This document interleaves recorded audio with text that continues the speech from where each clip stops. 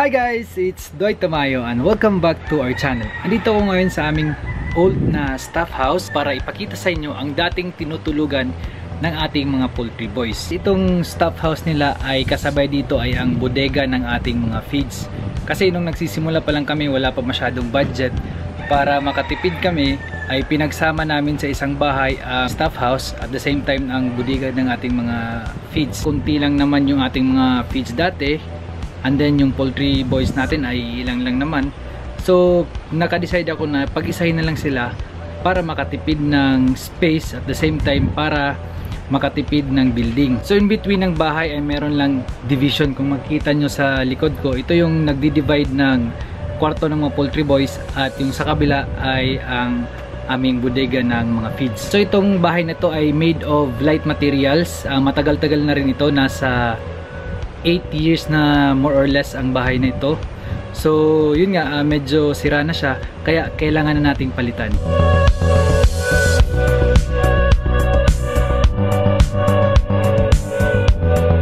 Ito yung dati nilang staff house. Tingnan nyo naman, hindi na level yung bahay sa lupa. So tabingin na siya dahil sa weak na yung mga poste niya.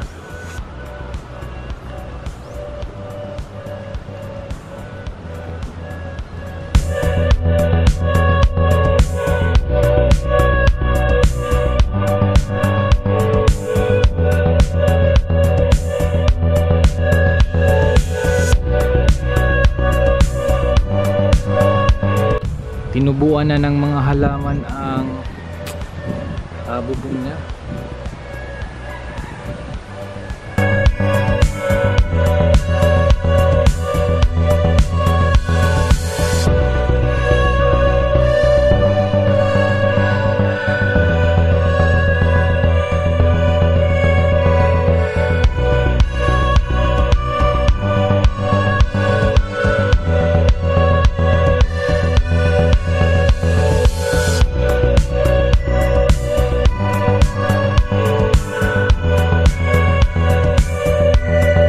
Kailangan na talaga namin guys na palitan tong staff house nila kasi kapag umuulan ay tumutulo na, lalong-lalo na sa gabi nahihirapan sila pagtulog kasi naistorbo sila sa ulan. So minsan natutulog sila ng nakaupo kasi nga marami ng butas yung roof natin. Importante din guys na alagaan natin ang ating mga poultry boys kasi naka-base din sa performance nila ang production ng ating mga alagang mga manok. Nag-isip ako ng yung magandang structure para makatipid at the same time ma-maximize yung space ng ilalagay naming bagong staff house. So naisip ko na dapat yung wall ng bahay ay isa na lang sa perimeter fence.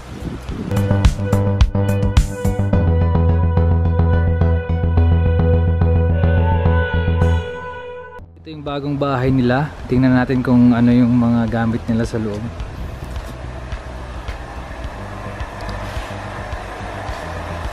So guys, ito yung pinagawa kong bed nila. So double deck na yan para pag marami sila ay kahit sa maliliit na o maliit lang na space ng room nila ay kasya pa rin sila at comfortable. So may ceiling sila dito kasi para hindi masyado mainit.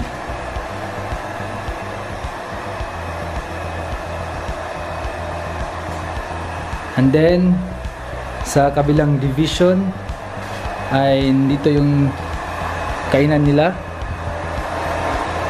Tapos ito yung CR nila. Hindi pa tapos. So lutuan, sila naguhugas, may cabinet dyan.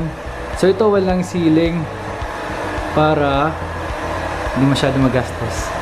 And then dito rin nasa loob din yung ating mga pump at saka yung deep well para safe ang ating source ng water. And then hindi rin makalimutan na pag turn off yung mga pump na nakaandar pa kasi malapit lang sa kanilang kwarto.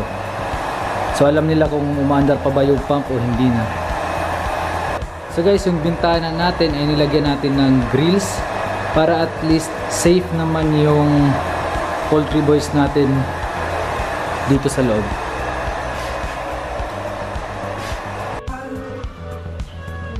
Tapos yung flooring nila is made of broken tiles, crazy cut, sabi nila. So guys, yung bagong staff house natin ay kung mapapansin nyo, wala pang pintura kasi medyo tipid pa tayo ngayon. So sabi ko sa kanila, sila lang yung magpintura, bibili na ako ng pintura para medyo makatipid tayo sa labor. Pero okay na to, para sa akin, comfortable na sila dito at saka safe na din yung bahay na to. Ang nagastos ko dito ay nasa more or less 150,000 kasi mahal na din dito yung mga materials at the same time yung labor nagmahal na rin. So medyo magastos na talaga. Yun lang muna yung update natin about sa poultry. Kita-kita ulit tayo sa susunod kong mga videos. So guys, sa mga first time dyan ma-discover ang channel na ito, i-like nyo na po ang aking mga videos. Panoorin nyo para sa maraming information about layer poultry farming. And huwag nyo rin kalimutan i-subscribe ang channel na ito. Happy poultry farming! Bye!